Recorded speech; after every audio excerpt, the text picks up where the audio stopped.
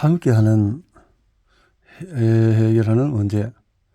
업스트림의 저자 데니스는 미국 최초로 만성적인 노숙 문제를 해결한 일리노이 주의 도시 록포드를 언급한다. 노숙은 복합적인 쟁점이다. 노숙이 발생하는 근본적인 원인은 제도적인 불공정 또 아동학대, 정신질환 등 수없이 많다. 그렇지만 록포드 시는 이를 어떻게 해결했을까? 당시 록포드 시장이었던 레리 모리 시는 이 문제를 혼자서 해결할 수 없다는 사실을 잘 알았다. 노숙처럼 심각한 문제를 줄이려면 많은 사람의 협력이 필요했다. 모리 시는 사회복지사, 경찰, 또 비영리단체, 종교단체에 이르기까지 다양한 단체를 모았다. 그는 혼자 힘으로 이 문제를 해결할 수가 없지만 문제를 함께 해결할 사람들을 지원한다면 진전을 이끌어낼 수 있다고 생각했다. 그때까지는 이런 다양한 단체들이 따로따로 활동을 했고 9년이 흐르도록 노숙을 근절하겠다는 록포드 시의 목표는 제자리였다. 그러던 차에 그들은 9개월 만에 마침내 이 문제를 해결했다. 그들은 1:1 접근법을 취했다. 집이 없는 사람들 한 명 한 명을 확인하고 각 기관에서 그들에게 가능한 정보를 수집한 다음에 한 명씩 집을 찾아줬다. 모리시는 나는 누구를 위해 여기 있을까라는 질문에 만성적인 노숙 인구 문제 해결이라고 답했다. 코프나 모리시만큼 아니지만 나 역시도 살아가면서 이 원칙을 적용한다. 여러분도 할 수 있다. 나는 이 질문에 우리 팀을 떠올린다. 앤디 스탠리의 기조연설을 들은 이후로 나는 내 업무를 바라보는 새로운 시각을 갖게 되었고 내 동료들을 위해서 노력하기로 결심했다. 내가 섬길 사람들은 바로 동료였다. 나는 사무실의 팀원, 전원과 가족들, 이름과 사진을 담은 포스터가 만들어졌다. 그렇다. 내가 최선을 다하고 스포트라이트 마인드셋에 저항하기로 선택한 이유를 매일 되새기고자 맨 위에는 크고 굵은 글씨로 나는 누구를 위해 여기 있을까? 라고 썼다. 다들 아침마다 비슷하게 하루를 시작할 것이다. 회사로 출근해서 건물 현관으로 들어서기 시작하면 당장 해야 할 온갖 업무들과 참석해야 할 회의로 머릿속이 복잡하다. 게다가 저녁 시간에 맞춰서 귀가하고 자녀들을 운동 연습에 데려다주고 데려온 다음에 숙제까지 봐주려면 다시 정각에 퇴근해야 한다. 나는 이런 일상의 새로운 습관을 들이려고 노력했다. 사무실 문으로 걸어가는 동안에 이 한 가지 질문을 30초라도 생각하려고 했습니다. 좋았어. 오늘 우리는 누구를 위해서 여기 왔지? 그러게 한다고 해서 참석해야 할 회의가 줄어들지도 않고 끝마쳐야 할 업무가 줄어들지도 않지만은 그런 관점의 변화 덕분에 나는 새로운 자세로 하루를 맞이할 수 있다. 느긋한 마음으로 촉각을 곤두세워 내가 소통하는 사람들을 도울 방법을 찾을 수 있다. 당황한 듯한 사람을 발견했을 때는 도와줄 수 있고 신난 사람을 만났을 때는 함께 기뻐할 수 있다. 이와 달리 나 자신만 생각하면 책상으로 직진해서 내 일에만 전념할 수도 있다. 물론 그래야 할 때도 있다. 하지만은 내가 일할 때 조급함을 느끼기보다는 하루하루 함께 보내는 사람을 보살펴고 싶다. 나는 머릿속에 조력을 가장 먼저 떠올린다. 어떤 옷이든 상관없다. 사이클 경기에 딱히 관심이 없는 사람이라고 하더라도 투르 드 프랑스는 들어봤을 것이다. 사이클에 탄 선수들이 손잡이 쪽으로 바삭 엎드려 시속 60km가 넘는 속도로 내리막길을 빠르게 내달린다. 아주 대단한 광경이다. 최근 들어서야 아는 사실인데 투르 드 프랑스는 팀 단위로 참가하고 팀원들은 단 한 선수 즉 팀 리더가 그 나라의 구간 경기에서 이길 수 있도록 희생한다. 결승선을 가장 먼저 통과한 선수에게 옐로 저지 수를 수여한다. 도메스티크는 사이클 경기에서 선두 주자를 탐내지 않고 다른 선수를 돕는 선수를 말한다. 도메스티크는 팀원들에게 물을 전달하고 팀 앞에서 달리면서 바람을 막아주기도 한다. 사고가 발생하거나 자전거가 고장나면 자기 자전거를 팀 리더에게 주기도 한다. 그러니까 누가 옐로 저지를 입든 자기만의 공적이라고는 할 수 없다. 도메스티크는 또 재능 있는 사이클 선수들이다. 그들도 최고 기량을 갖춘 선수들이어야 하고 소속팀 선두를 따라갈 수 있어야 한다. 심지어 앞서가야 할 때도 있고 동시에 팀원들을 돌보고 난관을 해결하고 다른 선수들이 이길 수 있도록 도와야 한다. 나는 도메스틱 클럽에서 대체 왜 어떤 동기로 그런 역할을 자처하지라는 의문이 들었다. 그들은 프로사이클 선수들이다.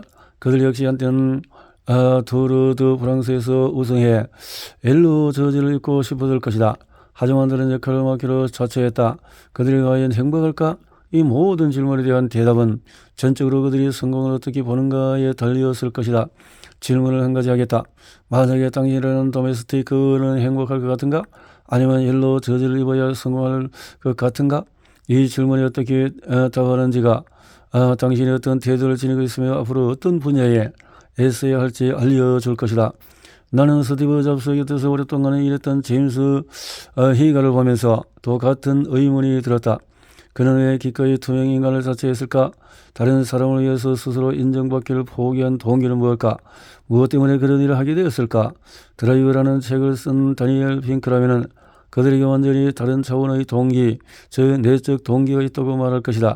그들에게는 자기 자신뿐 아니라 다른 사람들도 성공하게끔 도우려는 내적 추진력이 있다. 이런 사람들은 팀의 성공이 개인의 성공보다 더 바람직하고 더 중요하다는 진실을 받아들였다. 그들은 전체에서 자신이 맡은 부분 역할을 찾았다. 옐로 저지를 입어야만 성공한다고 느낄 수 있는 것은 아니다. 여러분은 도메스티크가 될 수 있다. 묵묵히 팀에 봉사할 수 있다. 그런 역할에 충실했을 때 스포트라이트보다도 훨씬 더 좋은 것을 얻을 수 있다.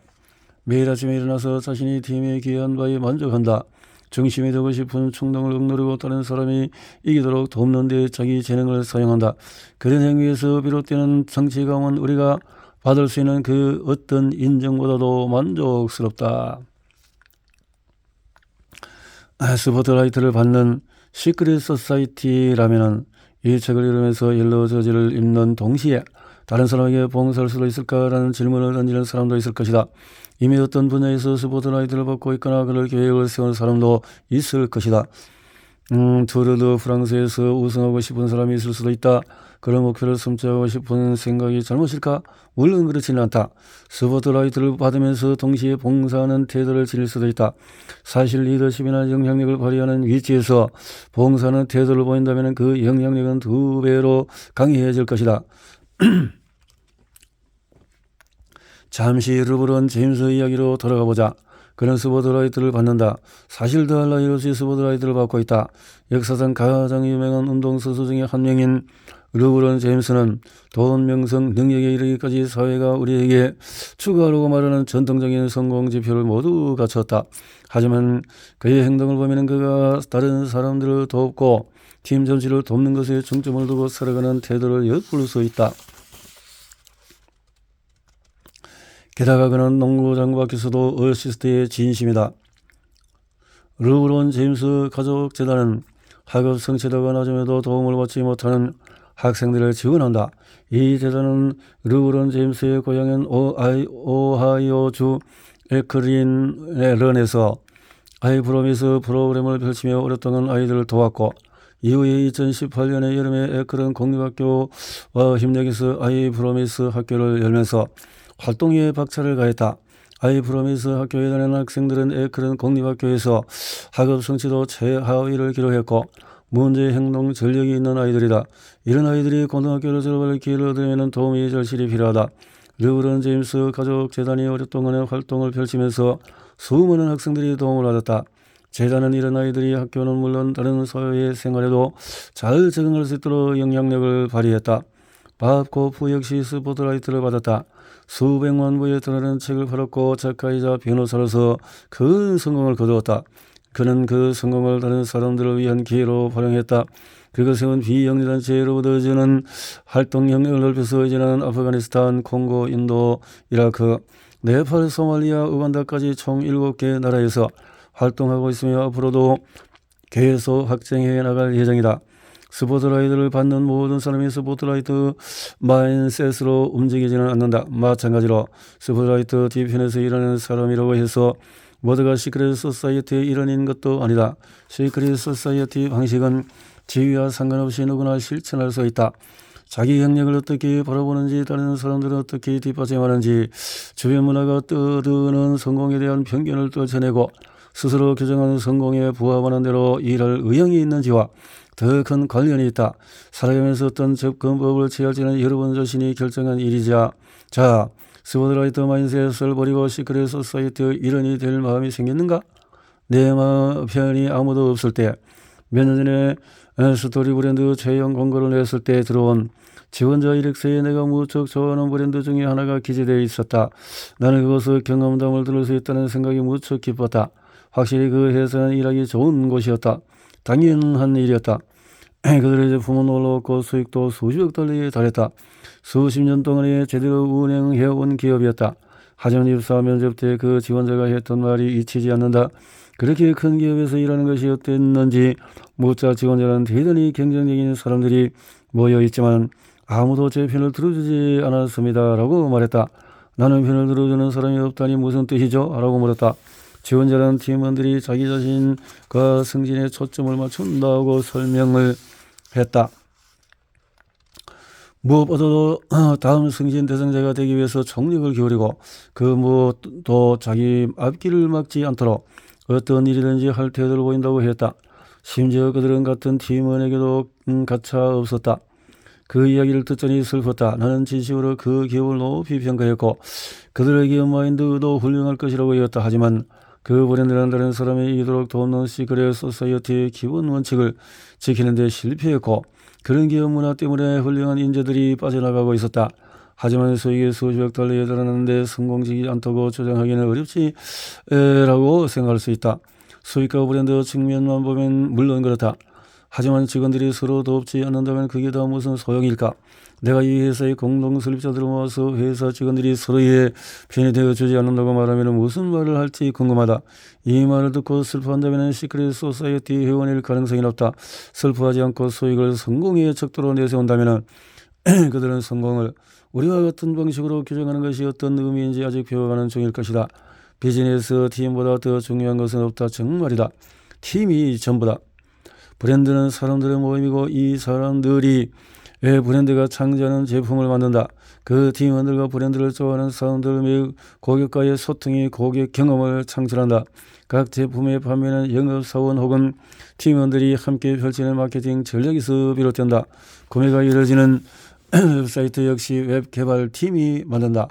비즈니스에서는 팀 접근법이 이 모든 과정을 제대로 돌아가도록 이끄는 원동력이다. 그렇기 때문에 이 회사에는 자기 편이 없는 것 같다는 말을 듣고 무척 가슴이 아팠다. 그 회사에 만드는 기업 운영에서 가장 중요한 부분을 놓치고 말았다. 비극이 아닐 수 없다. 문제는 경쟁적인 기업 문화 자체가 아니다. 경쟁하는 방식이 문제다. 개인의 승진이나 기회에 집착하면서 이를 얻기 위해서라면 팀원들이 서로를 헐뜯는 것도 마다하지 않는다. 그곳에는 아무도 내 편을 들어주지 않아요. 시크릿 소사이어티에서는 성립할 수 없는 말이다. 성공은 저력에 있다. 여러분의 삶과 일에서 나는 누구를 위해서 여기 있을까라는 질문은 어떤 의미를 지니는가? 공을 패스하는 사람이 된다는 것은 어떤 의미일까? 성공을 개인 차원이 아니라 팀 차원에서 본다는 것은 어떤 의미일까? 여러분의 조직에서 어떤 위치에 있는 사람이든 다른 사람들에게 혜택을 주는 기회를 만들어내려고 노력하는 것이다.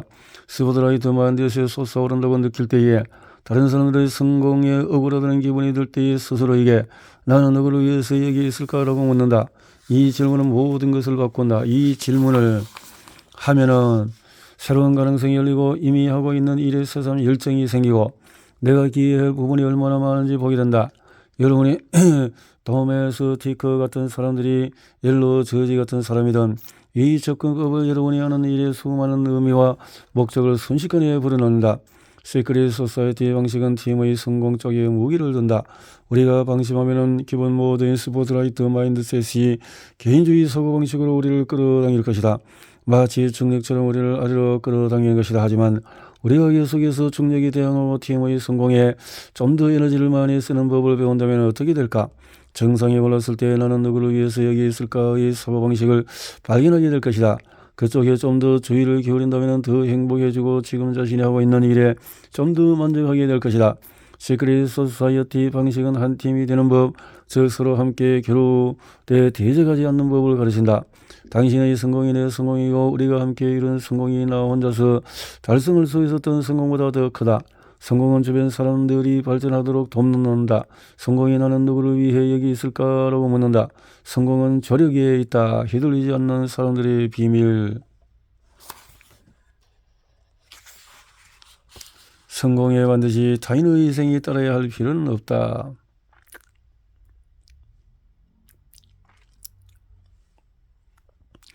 어릴 때 나는 자주 엄마와 같이 슈퍼마켓에 바닷가지를 구경하러 갔다.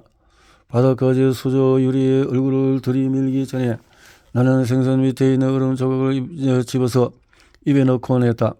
엄마는 웃지 않으려고 애쓰면서 너 진짜 엽기적이야 라는 표정을 짓곤 했다.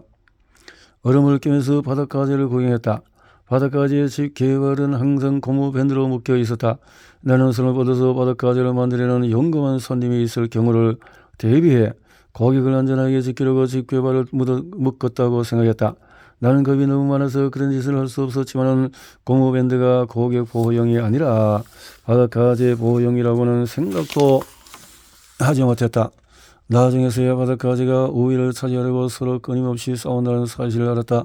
실제로 바닷가지의 생존은 상당 부분 누가 정상에 오르는지에 달려있다고 한다.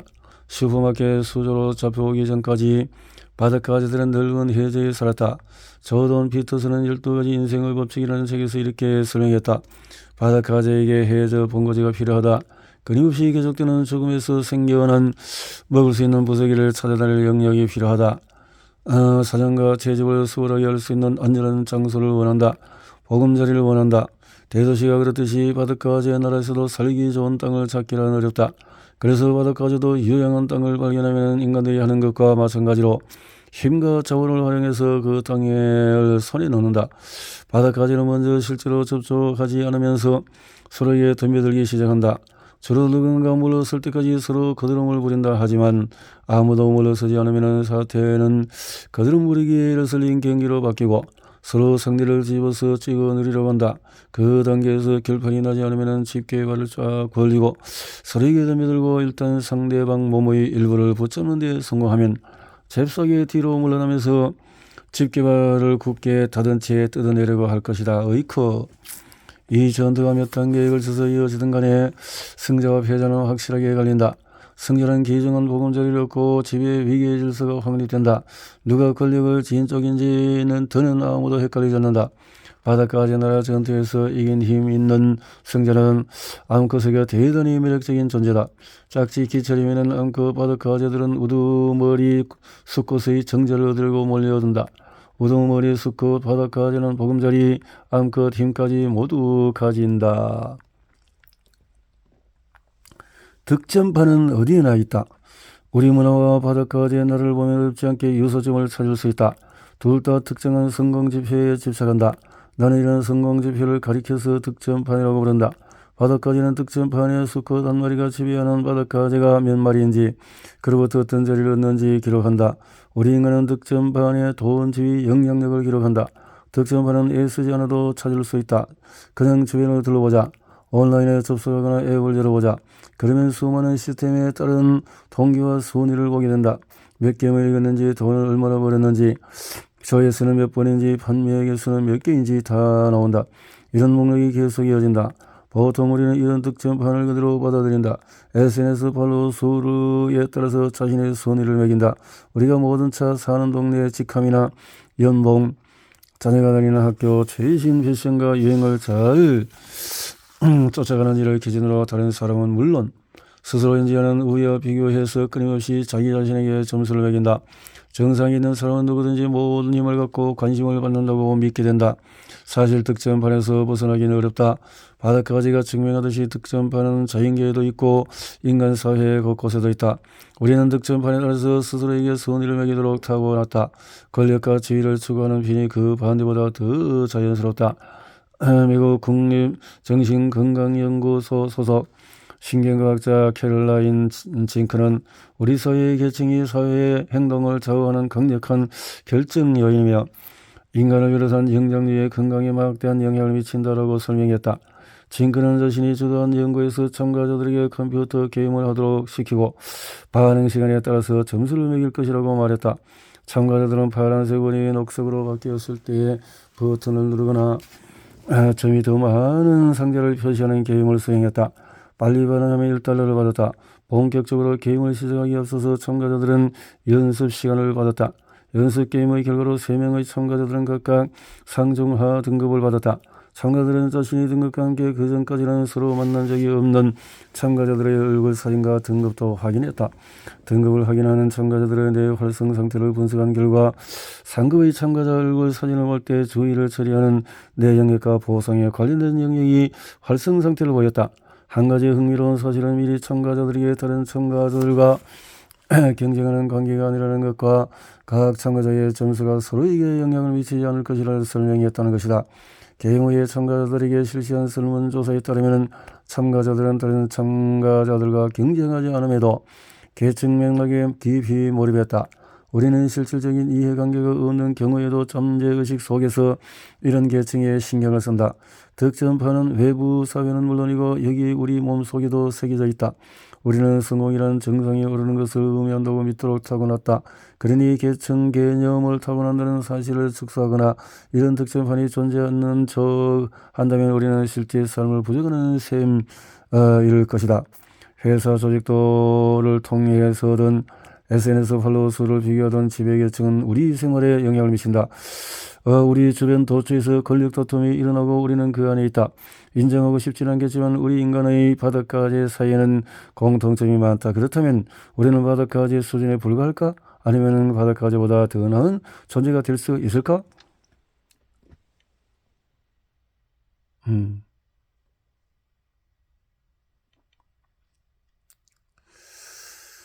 행복은 점수로 환산할 수가 없다. 스포트라인드 마인드 세스 이들을 떼어리는 관심을 요구하고 가능하다면 어떤 등점판에서든 정성에 오를 방법을 찾으러 간다. 아무리 우리가 본능적으로 계층 개념에 이끌린다 하더라도 나는 스포트라이트 마인드셋이 우리가 실제로 가고자 하는 방향과 멀어지게 한다고 생각한다. 대공황이 한창이던 1938년 하버드 대학교는 한 연구를 시작했다. 하버드 대학교 2학년생인 268명과 당시 보선 비민가 출신 소년들을 모아서 그들에 관한 모든 것을 연구하기 시작했다. 성인의 삶을 다룬 사성체장기 연구가 된 이 연구의 주요 목적은 무엇이 사람들을 행복하게 만드는지 밝히는 것이었다. 해마다 2,500명이 넘는 사람들이 참여한 이 조사에서 연구자들은 수많은 일들을 서서히 살폈다. 정신건강, 신체건강, 일, 인간관계를 깊이 파고든다. 연구자들은 참여자들이 사춘기를 지나서 나이 들어서 은퇴하기까지 이런 요소들이 행복에 어떤 영향을 미치는지 분석했다. 어린 세월의 데이터를 연구한 결과 평생에 걸쳐서 사람을 행복하게 해주는 요소는 돈이나 명성보다도 친밀한 관계라는 사실이 드러났다. 딱히 놀라운 발견은 아니지만 우리 문화가 떠들어대는 내용과는 정반대다. 우리를 행복하게 해줄 요소가 이미 손닿는 곳에 있는데 많은 마케터들은 그런 물건을 제시하느라고 바쁘다. 이뿐만 아니라 지배와 사회적인 위기 안에서 살아가느라 발생하는 스트레스는 우리 정신적, 신체적인 건강에 부정적인 영향을 미치고 있다. 여러 연구에서 지위에 대한 불안은 심혈관 질환 및 면역체계 약화시키는 등 여러 가지 문제를 유발할 수 있다는 결과가 나왔다. 지위에 집착할수록 경험하는 문제도 늘어난다. 하버드 대학교 연구는 우리 모두가 머리로는 옳다고 생각했던 좋은 관계가 행복과 건강을 유지해준다는 가설을 입증해낸 셈이다.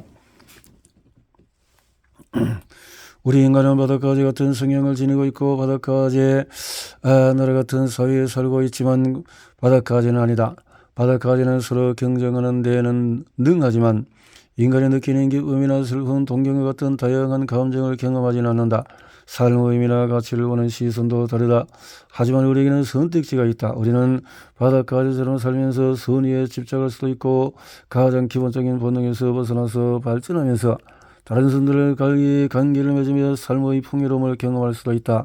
우리는 진정한 행복과 성공을 찾을 수 있다. 나는 이것이 진실임을 직접 발견했다. 유명해지는 것이 목표였던 시절에 나는 18살 때 처음으로 곡을 썼다. 썩 훌륭하지는 않았지만 그렇다고 해서 유명 뮤지션으로 살아가는 꿈을 포기하고 싶지는 않았다. 앞으로 펼쳐질 그 길이 눈에 선했고 내가 제2의 존 웨이어가 될 것이라고 믿어 의심치 않았다.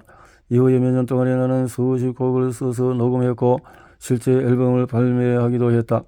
아이튠즈에서 내 앨범을 봤을 때 실감이 나지 않았다. 모두가 내 음악을 들을 수 있었고 머지않아 전 세계가 내 이름을 알게 될 것이라고 확신했다. 다들 짐작하겠지만 그런 일이 일어나지 않았다.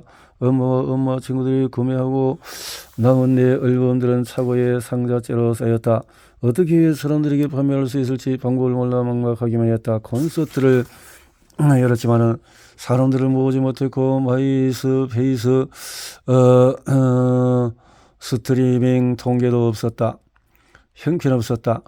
아무리 열심히 해도 원하는 대로 불리지 않았기에 해 같았다. 음반을 더 많이 팔고 스트리밍 성적을 올리기 전까지 대규모 투어의 개막 공연에 서기는 어려울 것 같았다. 그런 개막 공연 자리가 성공을 하는 관문이라고 생각했던 나는 방법을 알아내려고 애썼다. 제작들의 눈에 띄고 싶었던 나는 대학교 3학년 때 짐을 싸서 내슈빌로 이사했다. 내가 다니던 벨몬트 대학교에서 나갔던 뮤지션 지망생들이 넘쳐났다. 나는 어떻게 사람들에게 내 음악을 듣게 할 수 있을지 고민했지만 나와 교류하던 다른 아이스들은 그렇지 않았다. 벨몬트 대학교에서 재학 중이던 스티브 모클러는 짜증날 정도로 실력 있는 뮤지션이었다. 수없이 많은 친구가 스티브 모클러 신곡을 들어봤어? 라고 물었다. 사람들 모클러가 제2의 존 메이슨이라는 듯이 얘기했다. 불가능한 일이었다. 제2의 존 메이어가 될 사람은 바로 나였기 때문이다. 나도 스티브의 신곡을 들어봤지만 좋다고 말하고 싶지 않았다. 스티브는 내가 쓰고 싶은 곡을 썼고 라디오에 출연하기에 충분한 음악적인 감각을 갖추고 있었다. 게다가 조나스 브라더스 멤버로 오해받을 수 있을 정도로 검은 곱슬머리가 매력적인 미남이었다. 심지어 착했다. 난 정말 짜증이 났다. 몇 달이 걸리긴 했지만 결국 나는 스티브의 노래들이 훌륭하다고 인정할 수밖에 없었다. 매일 마이스페이스에서 그의 노래를 듣는 사람이 얼마나 많은지 보고 그에게 전국 규모 팬층이 있다는 사실을 알았다. 내가 그와 투어를 돌면서 그의 팬들에게 내 음악을 들려주면 내 꿈에 한 발씩 더 나아갈 수 있을 것 같았다. 내가 잤던 기회였다. 나는 즉시 우리 둘을 위해 투어 계획을 세웠다. 물론 그에게 이 거창한 아이디어를 설득해야 하는 일이 남았지만은 연출이라는 공연장이 없었던 터라 사람들이 자기 집 마당에서 우리를 부르면 좋겠다고 생각했다. 내가 가진 휴대용 음향 장치는 100명이 넘는 관객들 앞에서 연주하기에 충분할 정도로 큰 소리를 낼 수가 있었다. 사람들이 잔디밭을 제공하면 그곳에서 우리가 공연을 하는 계획이었다. 투어 준비는 나에게 손쉬운 일이었다. 스티브가 나의 아이디어에 동의만 한다면 우리는 해낼 수 있었다. 그의 학교 카페테리아에서 스티브를 봤을 때 나는 이 투어 아이디어를 설득하기로 결심했다. 그가 꼭 승낙해야 했다. 그가 참여하지 않으면 그의 여러 새로운 팬들 앞에서 공연할 기회를 잃게 될 것 같아서 두려웠다. 나는 조심스럽게 스티브에게 다가가서 자기소개를 하고 뒷마당 공연 아이디어를 설명했다. 그는 상냥하고 말붙이기 쉬운 사람이었다. 우리는 서로 전혀 모르는 사이였지만 자주 만난 듯이 자연스러운 대화를 이어나갔다. 그가 지금 이런 투어는 한 번도 해본 적이 없다고 하면서 공연에 참여하겠다고 했다.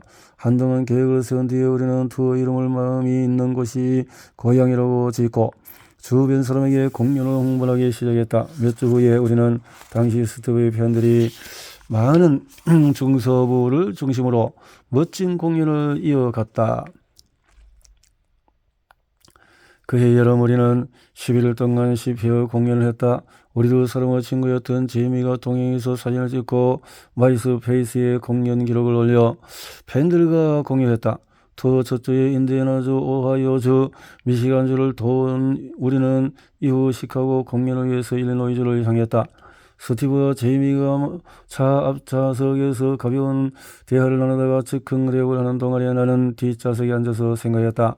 뮤지션이 되려고 정말 힘들게 노력했던 것에 비해서 이 투어를 기획하는 일은 너무나 수월했다는 생각이 들었다.